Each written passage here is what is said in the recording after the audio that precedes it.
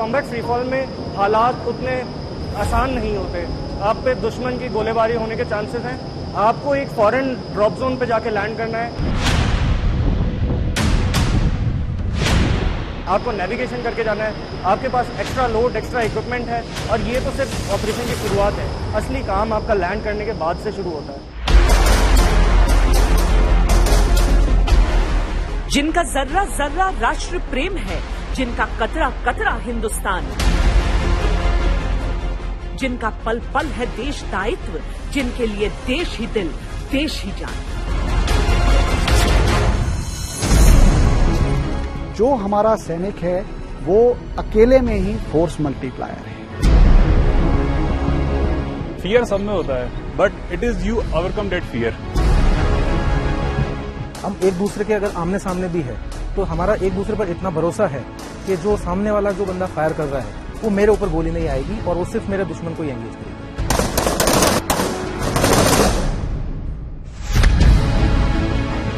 भारतीय सेना के इन रणबांकुरों का शौर्य अतुलनीय है और प्रशिक्षण ऐसा जो इन्हें बना दे अविजित। यहाँ पर उसके अंदर एक मसल मेमोरी डाली जाती है और उसकी जो टेक्निक है उसके ऊपर शाइनिंग दी जाती है।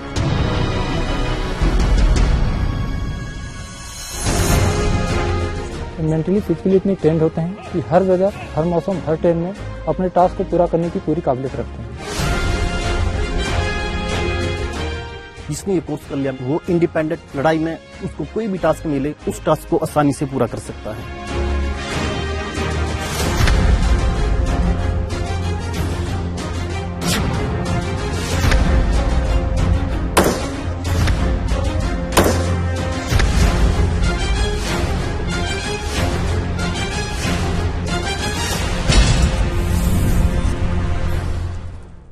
बलिदान स्वयं का, बलिदान सर्वस्व का, बलिदान वो गुण जो किसी भी योद्धा का सर्वोच्च गुण होता है। नमस्कार, जय हिंद, वंदे मातरम। मैं हूं श्वेता सिंह। हम स्पेशल फोर्सेस ट्रेनिंग स्कूल में पहुंचे हैं, जहां पर एक योद्धा को सही रूप में, सही मायने में स्पेशल बनाया जाता है। आज हम यहां की सारी बारीकियां आपको दिखाएंगे, बताएंगे कि कैसे एक योद्धा को अजेय बनाया जाता है, कैसे उसे शत्रुजीत बनाया जाता है।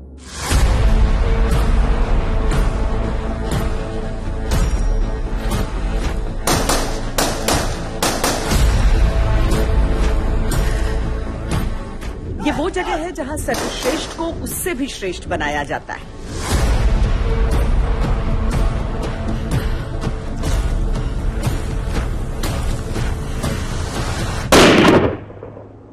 स्पेशल फोर्सेस के सारे ऑपरेशन जो हैं वो दुश्मन के इलाके में घुसकर होते हैं।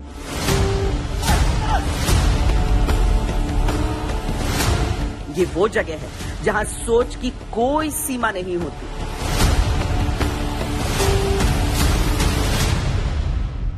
विंड टनल एक बहुत ही आधुनिक सिमुलेटर है जिसमें हम फ्री फॉल के स्किल को ट्रेन करना सिखाते हैं। मेरे रोंगटे खड़े हो जाते हैं जब मैं जहाज से कूदता हूँ।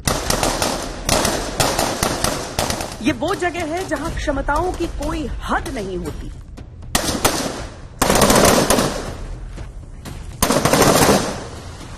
Even if they are being faced with a lot of volume of fire, they are not afraid and they don't hesitate in firing. हमारा एक दूसरे पर इतना भरोसा है कि जो सामने वाला जो बंदा फायर कर रहा है वो मेरे ऊपर गोली नहीं आएगी और वो सिर्फ मेरे दुश्मन को ही एंगेज करेगी।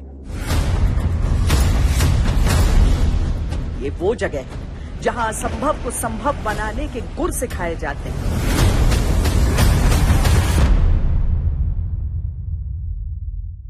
With that training, with time, आप लगातार वो बार बार करते हो, वो फियर चला जाता है। हम उसको इस तरह ट्रेंड करते हैं कि अकेला आदमी काफी आदमियों पर भारी पड़ता है। ये वो जगह है जहां बनते हैं हिंदुस्तान के वो युद्धवीर जिन्हें हरा पाना किसी दुश्मन के बस की बात नहीं।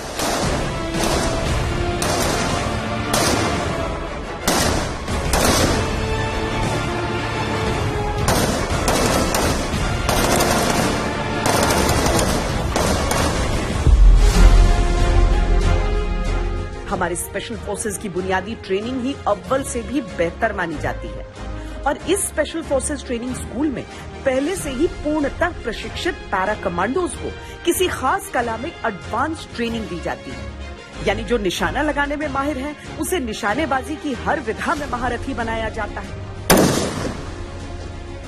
या फिर जो तैराकी में निपुण है उसे पानी की हर युद्ध कला में पारंगत बनाया जाता है।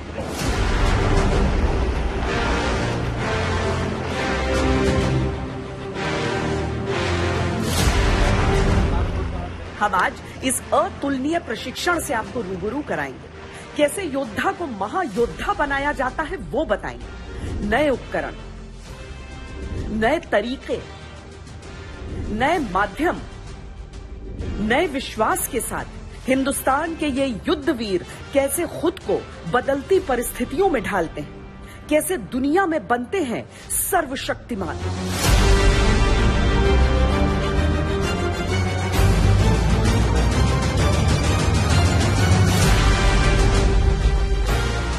भारतीय सेना के स्पेशल फोर्सेस कई तरह की भूमिकाएं निभाते हैं, जैसे काउंटर टेररिज्म, अपरंपरागत युद्ध या फिर डायरेक्ट एक्शन, जो दुश्मन की जमीन पर भी हो सकता है। इसीलिए इन सैनिकों को खास प्रशिक्षण दिया जाता है। भारतीय पैरा यूनिट्स दुनिया के सबसे पुराने एयरबॉर्न यूनिट्स में शामिल हैं और अलग अलग युद्ध से लेकर सर्जिकल स्ट्राइक तक में दुश्मन की सरहद को भेद कर कामयाबी हासिल कर चुके हैं।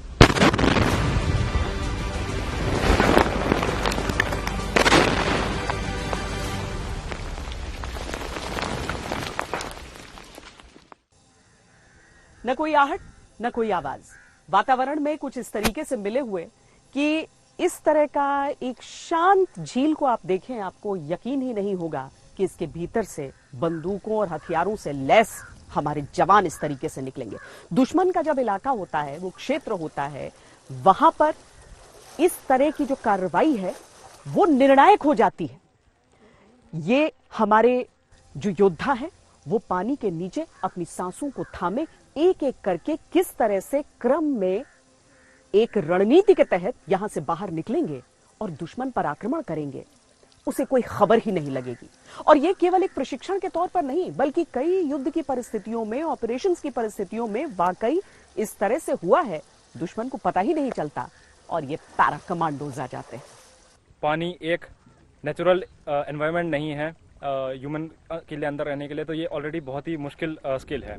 ये एक स्पेशलाइज स्किल होने के नाते हम कुछ स्पेशल इक्विपमेंट्स यूज़ करते हैं, जिसके कारण हम पूरा सरप्राइज मेंटेन करते हुए, जो कि क्लोज सर्किट रिबीदर्स हैं, उनको यूज़ करते हुए बिना बबल्स को बाहर दर्शाए हुए हम किसी भी एनिमी टेरिटरी में काफ़ी देर के लिए उनकी टेरिटरी में बिना डिटेक्ट हुए उनके किसी भी टारगेट के एरिया में पहुंच सकते हैं। दुश्मन के इलाके में एक टैक्टिकल असॉल्ट मिशन के लिए दाखिल होने का बेहद खामोश लेकिन सबसे मुश्किल रास्ता।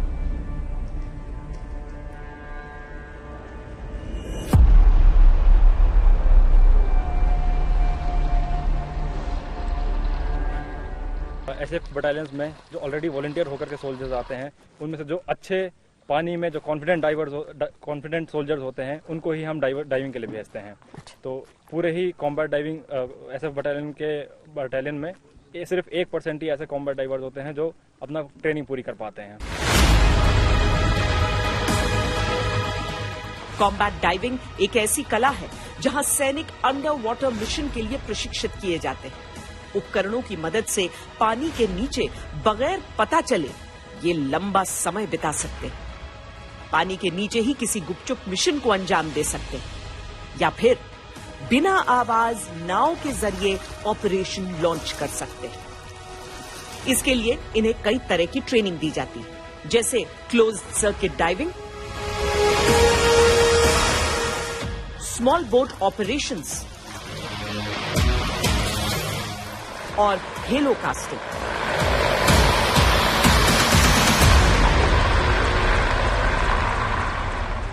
SFTS में हम एडवांस कॉम्बैट डाइविंग कोर्स चलाते हैं, जिसमें कि जो ऑलरेडी स्पेशल फोर्सेस बटालियंस के कॉम्बैट डाइवर्स हैं वो पार्टिसिपेट करते हैं। यहाँ पर यह कोर्स किसी भी वाटर बॉडी को जो लैंड बेस ऑपरेशन करने के लिए और डे एंड नाइट एंड बिल्कुल ही कम विजिबिलिटी के ऑपरेशन करने के लिए यहाँ पर हम प्रशिक्षित करते हैं। हमारी जो टुकड़ी जाती है वो किसी अनकन्वेंशनल टारगेट को और मिशन को करने के लिए जाती है, जिसके कारण उनका खुद का ही लोड काफ़ी ज़्यादा होता है। तो वो उस पानी के साथ साथ अपने आप को उस पानी के अंदर और टारगेट एरिया में पहुँचाने के लिए, क्योंकि वहाँ पर टारगेट एरिया में पहुँचने के बाद में उनके कोई सपोर्ट नहीं होता है, अंदर कम्युनिकेशन नहीं कर सकते हैं एनिमी एरिया के अंदर जाने के बाद में, जिसके कारण उनको अपना पूरा सामान एक साथ ही अपने पानी के अंदर से ही ले जाना पड़ता है। लगातार इनकी डाइविंग करने से कॉन्फिडेंस बढ़ा के ज़्यादा ट्रेनिंग देते हैं इसलिए।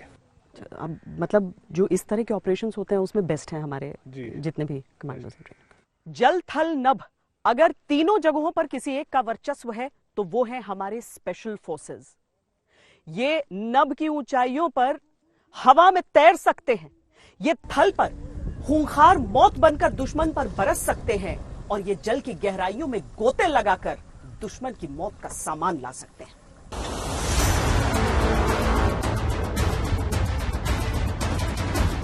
आसमान की ऊंचाइयों से धरती की ओर कॉम्बैट फ्रीफॉल हो या पानी की विचलित सतह पर खामोश छलांग,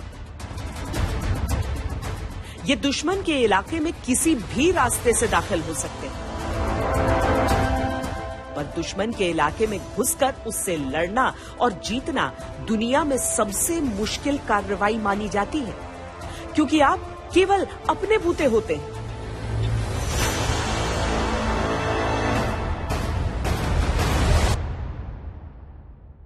स्पेशल फोर्सेस के सारे ऑपरेशन जो हैं वो दुश्मन के इलाके में घुसकर होते हैं, चाहे वो एरियल इंसर्शन से हो, चाहे वो वाटर इंसर्शन के थ्रू हो या फुट इंसर्शन जंगल टेरेन के थ्रू हो।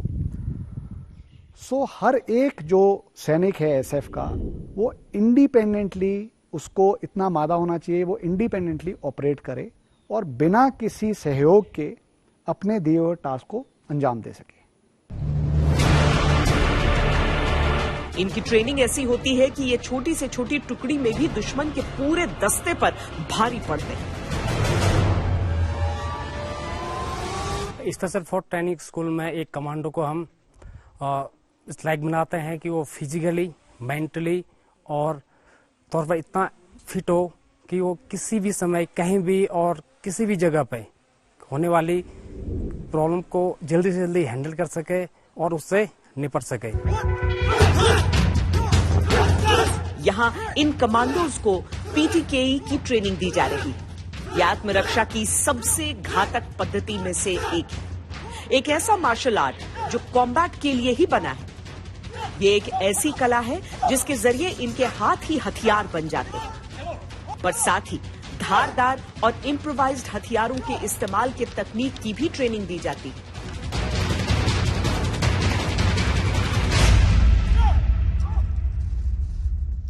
ये जो टेक्निक है पीटीकेई, इसमें क्या है, जो पीकेटी है वो फिलीपीन वर्ड्स है और तिरसा का मतलब होता है क्लोज जाके, और जो काली का नाम दिया गया है जो हिंदी वर्ड है, लेकिन इसका मतलब होता है किल करना।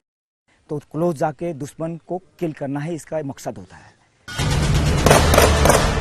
भारत के स्पेशल फोर्सेस के पास सर्वश्रेष्ठ हथियार होते हैं, पर प्रशिक्षण ऐसा होता है कि हथियार न भी हो तो वो दुश्मन को परास्त कर सकते हैं। पैरा कमांडोज को अगर दुनिया में सर्वश्रेष्ठ माना जाता है तो उसके पीछे उनकी सफलताएं हैं, उनका शौर्य है और उनका विशेष किस्म का प्रशिक्षण है। आप मेरे जो इर्द गिर्द धुंध देख रहे हैं वो दरअसल दिसंबर या जनवरी महीने की धुंध नहीं है, बल्कि ये बादलों का डेरा है एक पहाड़ पर जहां पर ये प्रशिक्षण चल रहा है। तो इस तरह की परिस्थितियों में अगर आपको प्रशिक्षण मिलता है अपने काम को पूरा करने के लिए, अपने मिशन को पूरा करने के लिए, यानी मौसम की चुनौतियों से भी पार हो रहे हैं और प्रशिक्षण के दांव पेच भी सीख रहे हैं।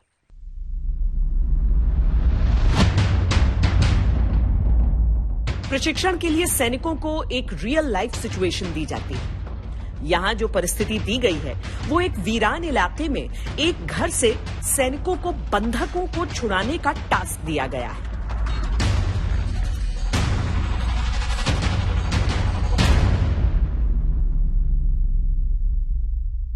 अभी हमें टास्क मिला था कि एक रूम में टेररिस्ट और होस्टेज दोनों हो सकते हैं, तो एज अ स्क्वाड को टास्क मिला है कि रूम में इंटरवेन करने के लिए। तो अभी के लिए जो डेमोलिशन एक्सपर्ट है उसने एक रूम का, जो भी रूम है उसमें डोर का एनालाइज किया उसने, और उसके हिसाब से उसका चार्ज प्रिपेयर किया। इन चार्जेस में जनरली हम ज़्यादा एक्सप्लोजिव नहीं यूज़ करते हैं बिकॉज इसमें हॉस्टेज भी हो सकते हैं।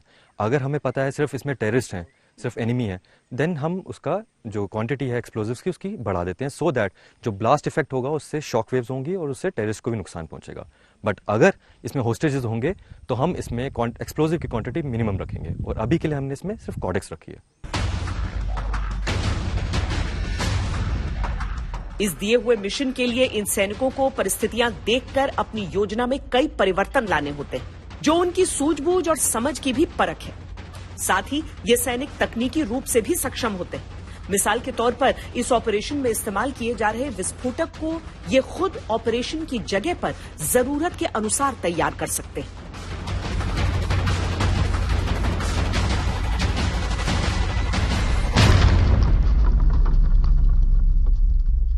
तो जो एक्सप्लोसिव्स इस पे यूज कर रहे हैं वो क्या रेडीमेड एक्सप्लोसिव्स मिल रहे हैं सोल्जर्स को? नहीं, यहाँ पे हम फैब्रिकेट अपना खुद एक्सप्लोजिव फैब्रिकेट करते हैं, इम्प्रोवाइज्ड। जो हमें इशूड होते हैं वो कॉडेक्स होती है, इसमें काफ़ी कम एक्सप्लोजिव होता है, तो हम इसी की मदद से हम डिफरेंट टाइप्स के जो चार्जेस होते हैं वो प्रिपेयर करते हैं। जैसे कि ये फ्लेक्सिबल लीनियर चार्ज, इसका नाम दे रखा है। ये इतना मतलब इसको अकॉर्डिंग टू जो हिंजेस होते हैं हमारे डोर पे, हम उसको उसके हिसाब से हम इसको एडजस्ट कर सकते हैं। अच्छा। बिकॉज जहाँ पे हिंजेस होते हैं, जहाँ पे लैचेस होते हैं, वहाँ पे हम इसको एडजस्ट करके डबल साइडेड टेप लगा के दोनों साइड पे, बीच में कॉडेक्स की, डिपेंडिंग अपॉन कि कितनी थिकनेस है डोर की, उसके हिसाब से हम कॉडेक्स की लेयर्स 2, 3, 4 डिपेंड कर सकते हैं। अच्छा, तो अगर मतलब ये क्या फ्लेक्सिबिलिटी को ऐड करता है एक ऑपरेशन में? जब जा रहे हैं एक ऑपरेशन करने के लिए, उस समय आपको नहीं पता, लेकिन अकॉर्डिंग टू द रिक्वायरमेंट वो बना सकते हैं? According to requirement only, after analysing जो टारगेट हमारा, कि लेट्स से कि टारगेट वुडन है या टारगेट आयरन का है, इट डिपेंड्स ऑन दैट कि कौन सा टारगेट है, उसके हिसाब से हम अपने चार्जेस को प्रिपेयर करते हैं। तो क्या ये बहुत डेंजरस होता है क्योंकि एक्सप्लोसिव्स हैंडल कर रहे हैं, या फिर उनकी ट्रेनिंग उनको इतना एक्सपर्ट बना चुकी होती है कि वो हैंडल कर सकते हैं इसको? हम यहाँ पे जो ट्रेनिंग मिलती है, हम उनको इस तरीके से ट्रेन करते हैं कि वो उसके सामने अगर कोई भी टारगेट आ जाए, चाहे वो आरसीसी हो, चाहे वो वुडन हो, चाहे वो आयरन, कुछ भी आ जाए, ही कैन मतलब वो डिस्ट्रॉय उसको कर सकता है आसानी से, डिपेंडिंग अपॉन वो एनालाइज करेगा उस टारगेट को, और उसके हिसाब से जितना भी एक्सप्लोजिव चाहिए। हमारा मोटो रहता है कि मिनिमम टाइम, मिनिमम एक्सप्लोजिव और मैक्सिमम डिस्ट्रक्शन, हमारा मोटो ये है। ओके, और ये सब अलग अलग चार्जेस हैं। जैसे कि ये है एक प्राइमर चार्ज, जनरली हम यूज करते हैं किसी लॉक के लिए, बेसिकली को लॉक लगा हुआ है तो हम उसको इसके ऊपर लगा के डबल साइडेड टेप के साथ हम इसको इनिशिएट करते हैं। ये आ गया एक स्लांट चार्ज, बेसिकली एक डोर को अगर स्लांट में अगर तोड़ना है, अच्छा, हम उसको उस तरीके से प्रिपेयर करते हैं। ये है FLSE, ये एक फ्लेक्सिबल लीनियर शेप चार्ज है जो कि रिसेंटली हम इसको यूज कर रहे हैं। ऐसे लगता तो ये आयरन का है, बट ये एक चार्ज है जिसके अंदर चार्ज डाला जाता है, एक्सप्लोजिव। इसको हम यहाँ से इनिशिएट करते हैं, इसमें डेटोनेटर डाला जाता है। तो इन केस जैसे फिर वहाँ पर भी हम देख रहे थे और आपने बताया कि अगर होस्टेज अंदर है एक टेररिस्ट के साथ, तो आपको कंट्रोल्ड और अपने हिसाब का एक्सप्लोजन भी कंट्रोल्ड हमें एक्सप्लोजन चाहिए होता है, बिकॉज हम नहीं चाहते कि जो अंदर होस्टेज है उसको भी नुकसान पहुंचे। हम उसी के हिसाब से इसमें जो लेट्स से हमने यहाँ पे 3 कॉडेक्स यूज किए हैं, 3, तो हम इसमें 4, 5 कितनी भी टाइप की हम कर सकते हैं, डिपेंडिंग अपॉन थिकनेस क्या है उस डोर की। अच्छा। और अंदर क्या हमारे पास होस्टेज है या सिर्फ टेररिस्ट है। एंड ये लास्ट है जो सिल आउट चार्ज है, ये पूरे डोर को डिस्ट्रॉय करने के लिए होता है। अच्छा। जिसमें हमने अभी एट प्रेजेंट हम 3 कॉडेक्स का यूज कर रहे हैं, 3 लेयर्स ऑफ कॉडेक्स, और हम इसमें डबल साइड टेप करके हम जैसे इसको इनिशिएट कर देते हैं दोनों साइड से। फाइनल में यहाँ पे एक प्राइमर लगा के इनिशिएट करते हैं। स्पेशल फोर्सेस की खासियत ही ये है कि एक छोटी सी टीम संपूर्ण मिशन को अपने दम पर पूरा करने में सक्षम होती है। इसमें केवल दुश्मन का सर्वनाश नहीं, बल्कि खामोशी से दुश्मन की पूरी जानकारी हासिल करना शामिल है। एक स्पेशल फोर्सेस के लिए सबसे इम्पॉर्टेंट टास्क होता है रेकी एंड सर्विलेंस करना। रेकी एंड सर्विलेंस यानी कि आईज एंड ईयर्स, जो हायर कमांडर होता है उसको दिए गए टारगेट के बारे में जानकारी पहुंचाना, टारगेट पे किस किस्म का एम्यूनिशन गिराया जा सकता है, टारगेट को किस प्रकार से बर्बाद किया जा सकता है, उसके बारे में जानकारी देना। तो इस पर्टिकुलर ट्रेनिंग में हम कोशिश करते हैं कि एक स्टूडेंट को लेज़र डेजिग्नेशन, जो कि एक कोडेड लेज़र बीम पे सिद्धांत पे काम करता है, उसी बीम पे एक लेज़र होमिंग मिसाइल टारगेट पर पहुंचाने का, और ये लेज़र होमिंग मिसाइल हमारे एयरक्राफ्ट्स और अटैक हेलीकॉप्टर्स में मौजूद है। इसके साथ हम आर्टिलरी को सही पेलोड को टारगेट पे पहुंचा के टारगेट को बर्बाद करने की कार्रवाई भी सिखाते हैं। इस कार्रवाई के लिए हमें एयरक्राफ्ट के साथ कम्युनिकेशन, आर्टिलरी के साथ कम्युनिकेशन, लाइव बैटलफील्ड ट्रांसपेरेंसी यानी कि पीछे तक सही टारगेट की जानकारी पहुंचाने का भी टास्क सिखाया जाता है। इसी साथ जो भी नए इक्विपमेंट जैसे कि टैक्टिकल ड्रोन्स, इनकी भी ट्रेनिंग दी जाती है। स्पेशल फोर्सेस के सर्विलांस उपकरण भी अत्याधुनिक हैं। दुश्मन और पूरे इलाके के बारे में सटीक जानकारी हासिल की जा सकती है और किसी को भनक भी न लगे। हम देख रहे हैं बहुत ही एडवांस्ड इक्विपमेंट। बिल्कुल सर, बिल्कुल मैम। तो पैरा के पास सबसे एडवांस इक्विपमेंट के साथ, बिल्कुल। और ड्रोन भी इतना छोटा सा, ड्रोन भी वो मतलब 22 ग्राम का। 22 ग्राम का, वो मतलब आवाज भी नहीं उसकी, आवाज भी नहीं, और दिखेगा भी नहीं, दिखेगा भी नहीं, किसी को दिखेगा। कितनी दूर से वो देख सकता है, कितनी दूर तक फ्लाई कर सकता है? ये 1.5 किलोमीटर जा सकता है और 100 metre height. 100 metre height, 100 metre height और 1.5 किलोमीटर तक जा सकता है। और इतना छोटा सा, डिटेक्शन का चांस बिल्कुल नहीं, बिल्कुल नहीं। तो ये सारी चीजों के जरिए ये टीम चाहे वो दुश्मन के इलाके में पहुंच जाए, बिल्कुल अनडिटेक्टेड, बिल्कुल ऑपरेशन बिल्कुल सक्सेस कर सकते हैं।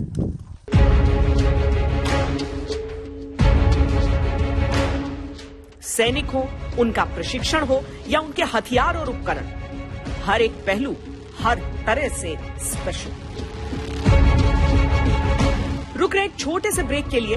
ब्रेक के बाद उड़ान भरते सैनिकों का वो अभ्यास जो देखने वालों के होश उड़ा दे। वंदे मातरम।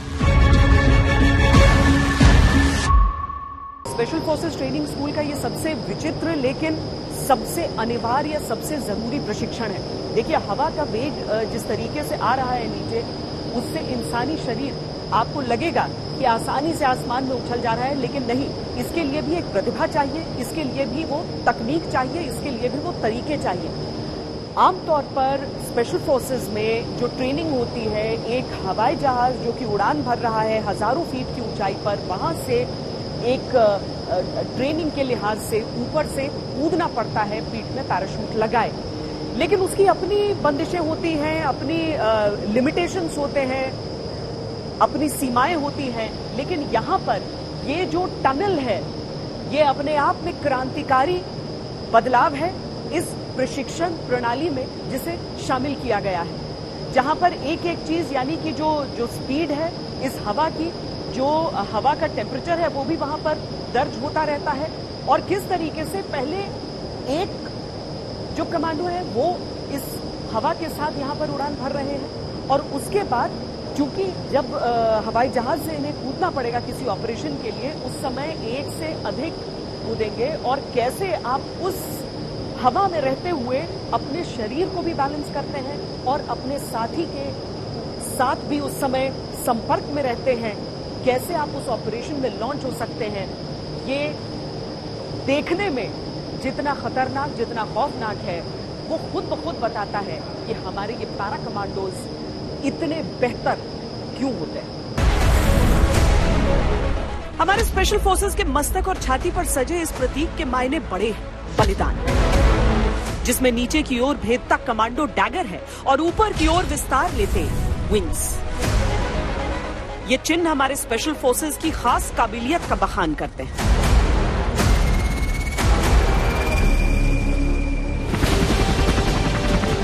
पैरा कमांडोज का ये बेहद खास प्रशिक्षण होता है, जिसमें हजारों फीट की ऊंचाई पर उड़ान भरते विमान से ये कमांडोज छलांग लगाते हैं। मकसद होता है एक ऐसे मिशन के लिए खुद को तैयार रखना जहां दुश्मन के इलाके में असलहे सहित ये खामोशी से दाखिल हो जाए और अपने मिशन को अंजाम दे।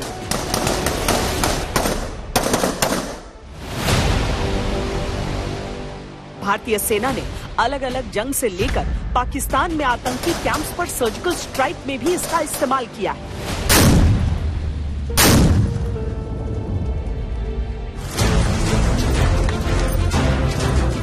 सबसे बढ़कर तो इसके लिए जरूरी है बेखौफ होना, पर साथ ही तकनीक बहुत आवश्यक है। सैनिकों को पारंगत होने के लिए निर्धारित समय काल में एक तय संख्या में जंप्स करने होते हैं। यहाँ इन सैनिकों के प्रशिक्षण के लिए ये क्रांतिकारी आविष्कार देखिए। इसे कहते हैं विंड टनल। विंड टनल एक बहुत ही आधुनिक सिमुलेटर है जिसमें हम फ्री फॉल के स्किल को ट्रेन करना सिखाते हैं। फ्री फॉल वो पार्ट है जिसमें एक जंपर जहाज से एग्जिट करने से लेकर पैराशूट डिप्लॉय करने की कार्रवाई करता है। इस टनल में खास बात यह है कि आप अलग अलग विंड्स और अलग अलग प्रोफाइल में जंप की सिमुलेशन कर सकते हैं। इसमें अलग अलग परसेंटेज पे अलग इक्विपमेंट के साथ आदमी के गिरने की रफ्तार तेज और धीरे होती है, जो कि इसमें हम सिमुलेट कर सकते हैं और उसको ये स्किल देके एक बहुत ही इंपॉर्टेंट सर्वाइवल स्किल सिखा सकते हैं। तो जो हम नंबर्स चेंज करते देख रहे हैं वो एक्चुअली विंड स्पीड जो आ रहा है वो चेंज कर रहा है। इसमें हम परसेंटेज ऑफ पावर को चेंज करते हैं, ये टनल कितने परसेंटेज पे ऑपरेट कर रहा है एंड उसी परसेंटेज को देखते हुए वो स्पीड उतनी ही ज्यादा या कम हो जाती है। और एयर टेम्परेचर एक कंफर्टेबल एनवायरनमेंट प्रोवाइड करने के लिए है। एक फ्री फॉलर जब आसमान से गिरता है तो लगभग 180 से 220 किलोमीटर की रफ्तार से उसका फॉल रेट होता है, जो कि उसकी टर्मिनल वेलोसिटी होती है।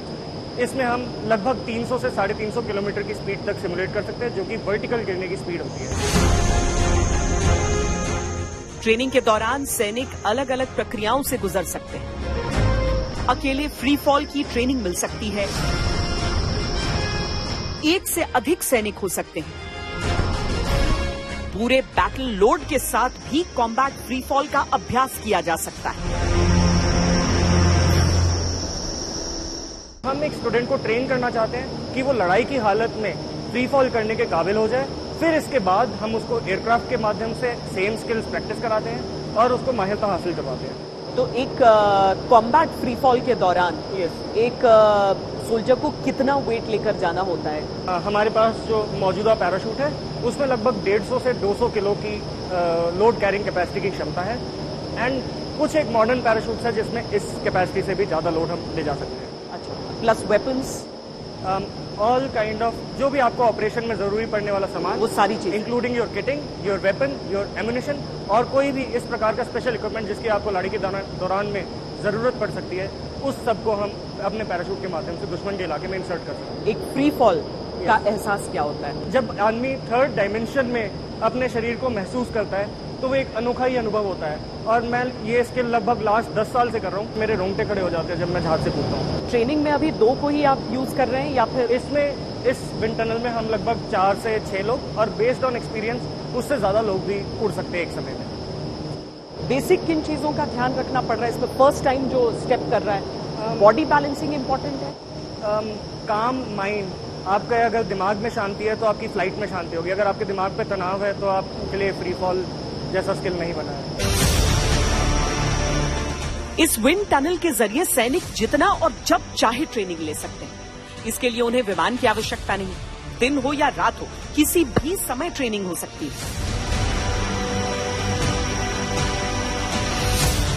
प्रशिक्षण का कॉस्ट भी विमान की अपेक्षा बहुत कम हो जाता है।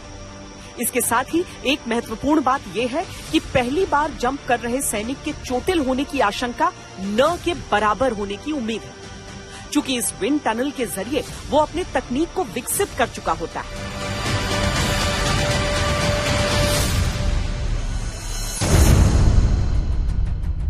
बहरहाल अब हम आपको लिए चलते हैं उस जगह पर जहां हमारे स्पेशल फोर्सेस के सटीक निशानेबाज तैयार होते हैं।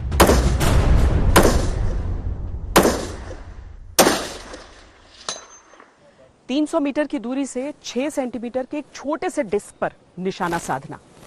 अगर आप इसी को सुनकर हैरत में हैं तो आपको हम बता दें कि ये अधिकतम दूरी नहीं है, यहां से शुरुआत है। इसके आगे एक एक स्तर करके बढ़ाया जाता है और लगभग 1500 मीटर की दूरी तक से ये स्नाइपर सटीक निशाना साध सकते हैं। दरअसल पैरा को कहा जाता है शत्रुजीत। दुश्मन के इलाके में घुसकर वो उस पर प्रहार कर सकते हैं और जीत हासिल कर सकते हैं। उस भूमिका में स्नाइपर्स की बहुत आवश्यकता होती है।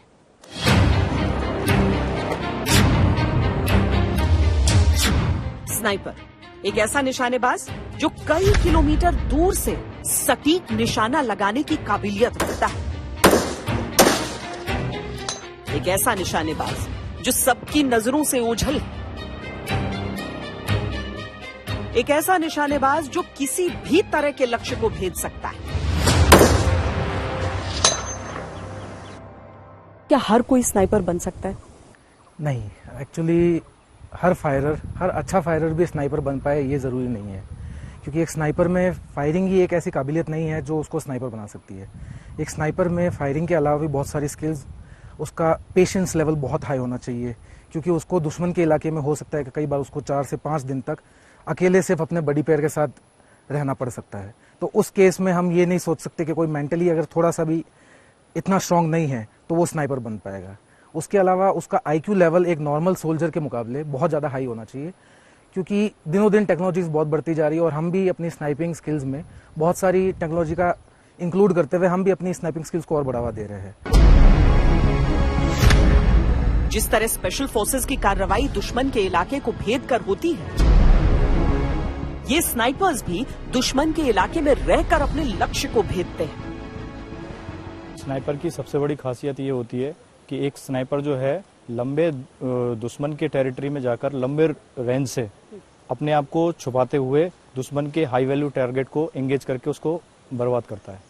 दूरी से निशाना लगाने में और सटीक निशाना लगाने में किन किन चीज़ों का ख्याल रखना होता है? जब हम दूरी से निशाना लगाते हैं एक स्नाइपर राइफल से, तो हमारे को सभी प्रकार के मौसम और मौसम से रिलेटेड जैसे कि हवा, ह्यूमिडिटी और जो वहाँ का वेदर है, टेम्परेचर, इन सब चीज़ों का ध्यान रखते हुए इन सब का कैलकुलेशन एक स्नाइपर को अच्छी तरह से बखूबी आता है। तो उन सब चीज़ों को जो उसके बुलेट्स को टारगेट के में हिट करने से जो जिन चीज़ों को रुकावट डालती है, उन सब रुकावटों को दूर करने के लिए उस सब का कैलकुलेशन करके एक स्नाइपर जो है अपने वेपन से फायर करता है। तो आपके साथ मतलब एक स्नाइपर जो कि निशाना साध रहा है और एक लुकआउट रहता है साथ में? जी मैम, जो एक स्नाइपर होता है और उसके साथ में जो उसका बड्डी होता है वो एक सपोर्टर होता है। तो सपोर्टर का काम होता है, तो सपोर्टर जो है वो पूरा का पूरा जो मैंने आपको ये चीज़ बताई है सारी के सारे चीज़ों का कैलकुलेशन करता है और कैलकुलेशन करके एक स्नाइपर को बताता है। अगर इस चीज़ में थोड़ी सी भी माइनर मिस्टेक होती है तो एक स्नाइपर का जो शॉट है वो मिस हो जाता है। और एक स्नाइपर को जो है 1 शॉट 1 किल का मुद्दा हासिल करना होता है, बिकॉज एक अगर स्नाइपर का जो एक राउंड मिस हुआ तो उसका पोजीशन जाहिर हो सकता है और वो अपने मिशन में फेल हो सकता है। कितने कितने दिनों तक आप लोग रह सकते हैं एक ही जगह पर, एक ही पोजीशन में अपना निशाना साधने के लिए? जब एक स्नाइपर को कोई टास्क दिया जाता है तो उसको पहले उस टारगेट एरिया में सर्विलेंस करना होता है। सर्विलेंस करने के लिए 2 दिन, 4 दिन, 7 दिन इस टाइप से उसका पूरा वो करता है और सर्विलेंस करके उसकी पूरी डिटेल्स को जो है अपने जो डायरी है उस डायरी में मेंशन करता है और मेंशन करके उसका पूरा खाका बनाता है और अपने जो कमांडर है उसको फॉरवर्ड करता है। और ये 2 दिन 4 दिन दुश्मन के इलाके में ही रह करके हाइड बनाता है, हाइड के अंदर हाइड को ऑक्यूपाई करता है, उसके अंदर छुप करके और ये सब चीजें सर्विलेंस के दौरान करता है। जैसे आपने देखा डिस्क के टारगेट को, इस डिस्क टारगेट को हम 300, 600 सेम 6 सेंटीमीटर के और आगे चल के हम 1500 मीटर तक उसको फायर करके उसको ट्रेंड करते हैं। निशाना इतना सटीक कि दुश्मन को संभलने का मौका न मिले, भरोसा इतना दुरुस्त कि सामने से आती गोलियां कदम भी न डिगा पाए, ट्रिगर पर उंगली, लक्ष्य पर निगाह, जीत पर निशाना। अभी आपने जो डेमोन्स्ट्रेशन देखा है, it is a part and procedure जो टेक्टिकल ड्रिल्स वगैरह जो एक पैरा एसएफ यूनिट फॉलो करती है। तो बेसिकली आपने अभी देखा था कि एक स्क्वाड जो कि 6 जवानों का ग्रुप है वो कैसे क्लोजिंग करता है अपने एनिमी की तरफ और कैसे उसको बर्बाद करता है। तो क्लोजिंग करने के लिए जैसे जो भी उनको नेचुरल और आर्टिफिशियल आड़ मिलती है तो उन आर्टिफिशियल आड़ का प्रयोग करते हुए वो आगे की तरफ बढ़ते हैं एनिमी की तरफ और अपनी फायरिंग को जारी रखते हुए, जैसे आपने देखा कि एक बड़ी पेयर जो थे वो जब आगे बढ़ रहे हैं तो उनको दूसरे बड़ी पेयर और जो उनके साथी लोग हैं वो उनको कवर प्रोवाइड कर रहे हैं। जब वो आगे पहुंच जाते हैं तो सिमिलरली वो कवर प्रोवाइड करते हैं ताकि उनका पूरा ग्रुप फिर आगे की तरफ आ सकते हैं। इसके बाद में जो आपने देखा था वो एक कॉन्फिडेंस फायरिंग का पार्ट था। सो जो भी आपने देखा कि वो उनके कंधे के पास से फायर जा रहा है या फिर जब वो खड़े होके उनके बिल्कुल आमने सामने वो फायरिंग कर रहे हैं तो वो उनका कॉन्फिडेंस बढ़ाने के लिए है। ऐसा कई बार होगा एक पैरा कमांडो के साथ या फिर किसी भी जवान के साथ कि जब वो फायरिंग कर रहे हैं, किसी ऑपरेशन में है, तो सारी आड़ जो उनको मिल रही है वो उनके मेन कंधे के लिए मिले, ऐसा होना हमेशा पॉसिबल नहीं है। तो इसलिए यहाँ पर हम कमांडोज को वो भी ट्रेनिंग देते हैं कि वो अपना कंधा बदल के दोनों तरफ से फायरिंग कर सके। या फिर किसी भी तरफ उनको फायरिंग करनी है तो वो दोनों कंधों को उस सुइटेबल आड़ के मुताबिक यूज करते हुए फायर कर सके। हमारा एक दूसरे पर इतना भरोसा है कि जो सामने वाला जो बंदा फायर कर रहा है वो मेरे ऊपर गोली नहीं आएगी और वो सिर्फ मेरे दुश्मन को ही एंगेज करेगी। स्पेशल फोर्सेस को जो प्रशिक्षण दिया जाता है वो एक सैनिक को सर्वश्रेष्ठ बनाने का भी है और उसमें नेतृत्व की क्षमता को परखकर उसे लीड करने की ट्रेनिंग देने का भी है।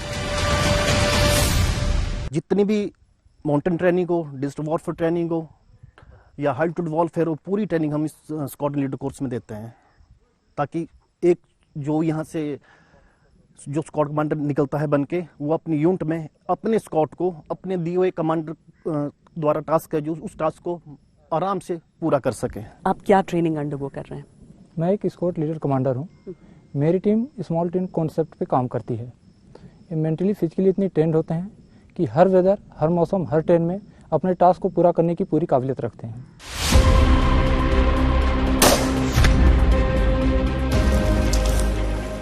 एक सैनिक को संपूर्ण करने के लिए इन्हें आपात स्थिति में बेसिक मेडिकल केयर देने की ट्रेनिंग भी दी जाती है।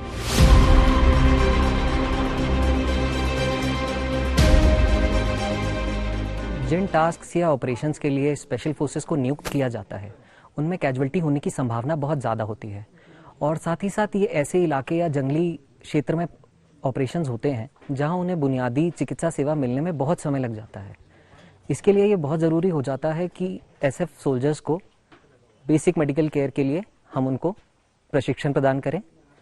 एडवांस मेडिकल कोर्स का मुख्य उद्देश्य यही है कि स्पेशल फोर्सेस सैनिकों को उनके ऑपरेशन एरिया के दौरान होने वाली कैजुअल्टीज़ या फिर कॉम्बैट रिलेटेड इंजरीज के लिए ट्रेन किया जाए कि वो उन्हें इमरजेंसी फर्स्ट एड केयर प्रदान कर सके ऑपरेशन एरिया में ही, और साथ ही साथ पेशेंट की कंडीशन के हिसाब से इम्प्रोवाइज तरीके से स्ट्रेचर्स बना के उसे नियरेस्ट मेडिकल एचेलॉन तक इवैक्यूएट किया जाए। भारत में आतंक अलग अलग रूप में अलग अलग प्रकार से चुनौती पेश करता है। जितनी चुनौतियां आतंकवाद के लिहाज से हिंदुस्तान में है उतना दुनिया के किसी देश में नहीं है, लेकिन इसके साथ ही ये भी हकीकत है कि जितनी सफलताएं हमारे सुरक्षा बल हासिल करते हैं आतंक को खत्म करने के लिए, उस पर अंकुश लगाने में, उतनी किसी और को नहीं मिलती। अब जब हम यहां पर स्पेशल फोर्सेस के इस प्रशिक्षण को देखते हैं तो हमें समझ में आता है कि क्यों दुनिया भर की जो सेनाएं हैं वो भारत की ओर देखती हैं इस तरह की तकनीक, इस तरह की टैक्टिक्स को विकसित करने के लिए, क्योंकि ये अचूक है आतंक से लड़ाई में जब भी कोई सेना लगती है तब।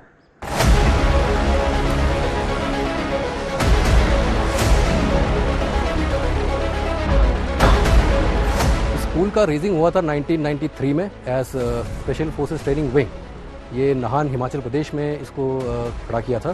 2003 में स्कूल को स्पेशल फोर्सेस ट्रेनिंग स्कूल जो प्रेजेंट है वैसे इसका नॉमेनक्लेचर आया है। और क्योंकि 2004 में स्पेशल फोर्सेस, पहले special forces, para special forces, commando battalions होती थी, अब ये पैरा स्पेशल फोर्सेस बटालियन में कन्वर्ट हो गई थी।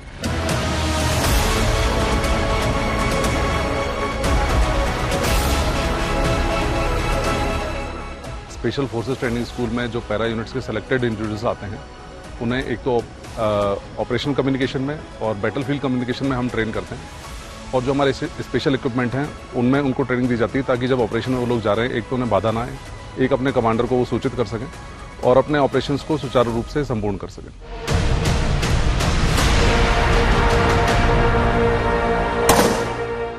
ऐसे जवान जो स्पेशल फोर्स से सिलेक्टेड बंदे आते हैं यूनिट से, यहाँ आने के बाद में हम क्या है उनको एडवांस टेक्निक की चीज़ें सिखाते हैं। जैसे कम्बैट फ्री फॉल हो गया, उसमें हम वर्टिकल विंटर की ट्रेनिंग दे के उनकी स्किल को इम्प्रूव करते हैं। और अपना डाइविंग हो गया, उसमें एडवांस ट्रेनिंग दे के हम क्या है उनको दुश्मन के पास पानी के से कैसे पहुंच सकते हैं, हवा के रास्ते कैसे पहुंच सकते हैं, हम बाई फुट कैसे जा सकते हैं, वो हम स्क्वाड्रन लीडर में उनको सिखलाई देते हैं।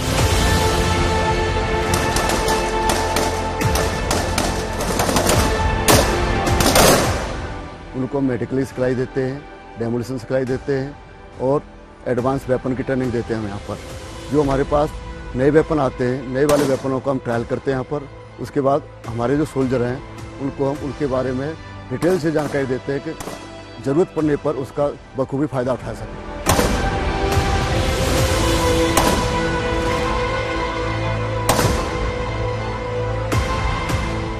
बीस्ट एक है जो अकेले रात को अंधेरे में और बहुत एक छोटे या तो अकेले में या बहुत एक छोटी टीम के साथ ऑपरेट करता है या हमला करता है, इसीलिए हम इसको बीस्ट ट्रेनर कहते हैं कि हम ऐसे लोगों को ट्रेन कर रहे हैं।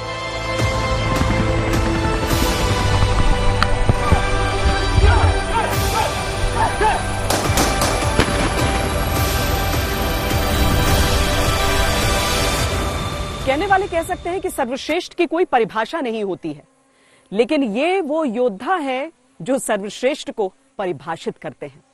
अभी के लिए इतना ही। कैमरा पर्सन सैयद मोहसिन और योगेंद्र सिंह के साथ मुझे दीजिए इजाजत। वंदे मातरम।